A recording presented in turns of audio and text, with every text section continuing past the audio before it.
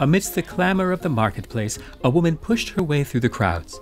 Clutching a parcel to her chest, her long brown hair was drawn back into a neat braid, several copper cogs flashing in the light as she ducked under a metalworker's load. In one hand, she held an instructional booklet, glancing down at it with a frown. Her expression seemed troubled as she stared down at one of the diagrams, turning the page with her thumb. Devices, trinkets, one-of-a-kind inventions, get your steam deck here. As the flow of the crowd shoved her out of the sides of the thoroughfare, she stumbled into a merchant's stall, drawing his attention. He reached out with one plump, gloved hand to steady her.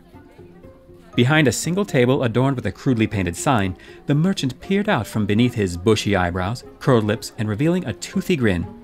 His entire head was covered by a mass of messy white hair and a giant hat, his figure obscured by layers upon layers of cloth, leather, and fur.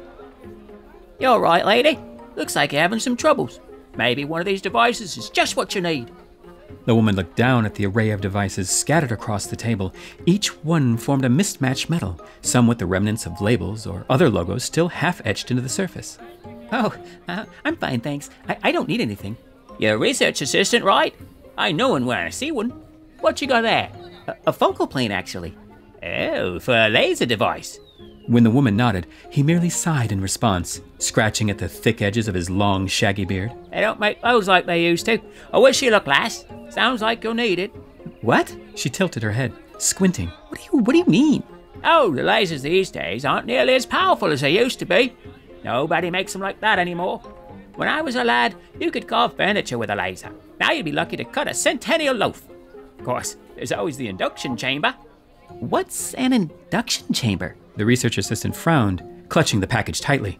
Why would that help? Well, you see, it can give any device an extra boost of steam energy. No matter how new or old your steam laser is, an induction chamber will fix it right up. Have it running like the Gigadrill elevator at sunrise.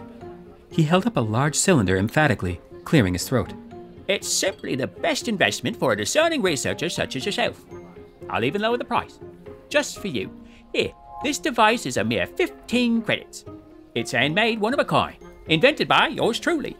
You won't find a better deal at the markets than this. You made it? She looked the merchant up and down, frowning. Designed it from scratch and built it myself. There's nothing else like it. I'll even install it directly into the focal plane. The woman looked back and forth between the induction chamber and the focal plane, biting her lip. Well, I only have 6 credits. Deal! The merchant nodded, extending a hand across the table.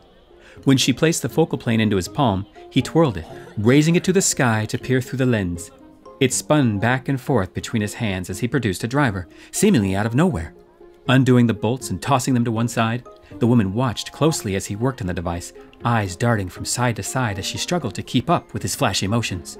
One second, the induction chamber was sitting on the corner of the table, and the next, it was in his hand. She caught a flash of copper as it disappeared into the unit, somehow managing to fit despite the difference in size and shape. With a flourish, he reconnected all of the bolts, revealing the completed unit. Here you are, 6 credits. She peered down at the unit in his hands, eyebrows furrowed. But it looks exactly the same.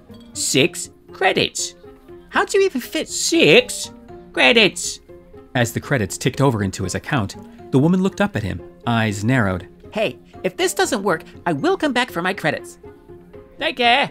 He watched quietly as she immediately turned and disappeared into the crowds, giving a little wave.